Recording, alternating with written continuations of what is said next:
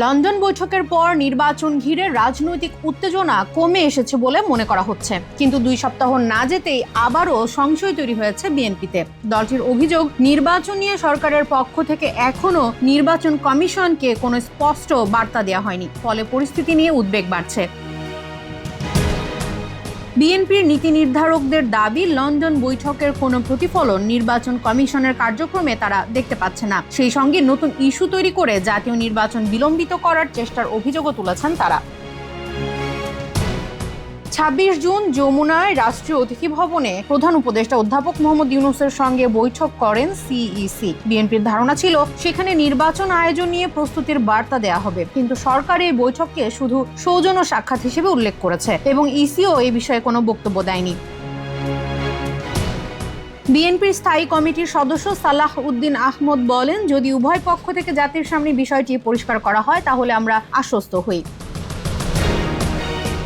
13 June লন্ডনে ইউনূস তারেকের বৈঠক হয়। বৈঠক শেষে যৌথ বিবৃতিতে বলা হয়, সব প্রস্তুতি শেষ করা গেলে 2026 সালে পবিত্র রমজান মাস শুরু হওয়ার আগের সপ্তাহেও নির্বাচন আয়োজন করা যেতে পারে বলে বৈঠকে প্রধান উপদেষ্টা বলেছেন। তবে বিএনপির নেতারা বলছেন, তাদের কাছে এখন পর্যন্ত সরকারের দিক থেকে লন্ডন বৈঠকের ওই ঘোষণার কোনো প্রতিফলন নেই।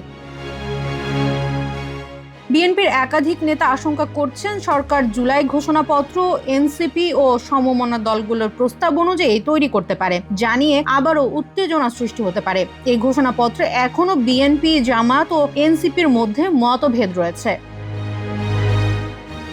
সোহরাওয়ার্দীতে ইসলামী আন্দোলনের মহাসমাবেশে জামাত, এনসিপি, এবি পার্টি সহ অনেক দল অংশ নিলেও বিএনপিকে আমন্ত্রণ জানানো হয়নি। এর কারণ ব্যাখ্যা করে ইসলামী আন্দোলনের জ্যেষ্ঠ যুগ্ম মহাসচিব বলেন, বিএনপি তো সংখ্যানুপাতিক নির্বাচন পদ্ধতির পক্ষে, সে কারণে আমরা তাদের আমন্ত্রণ জানাইনি। অন্যদিকে বিএনপির স্থায়ী কমিটির সদস্য আমির খুসরু মাহমুদ চৌধুরী বলছেন, এখন পর্যন্ত নির্বাচন নিয়ে তিনি কোনো সংশয় দেখেন না। তার মতে, বাংলাদেশ গণতন্ত্রের পথে চলবে এবং চলতে হবে। এ নিয়ে কারো খেলাধুলা করার সুযোগ নেই। যারা গণতন্ত্রের পথে বাধা দেবে, জাতীয় নির্বাচনকে দীর্ঘায়িত করার চেষ্টা করবে, তারা গণতন্ত্রের শত্রুতে পরিণত হবে।